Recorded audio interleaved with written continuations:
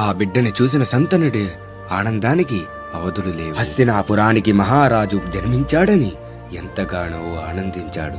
కాని ఆ ఆనందం ఎంతోసేపు లేదు. అదే సమయంలో గంగాదేవి ఆ బిడ్డని తీసుకుని శాంతనుడు చూస్తుండగానే గంగా నదిలో పడవేసింది. అది చూసిన శాంతనుడు కుప్పకూలిపోయాడు. తన గుండెల్లో వేలాగ్ని పర్వతాలు పేలినట్టు అనిపించింది. దానితో శాంతనుడు గంగాదేవి వద్దకు వెళ్లి అడగబోయాడు.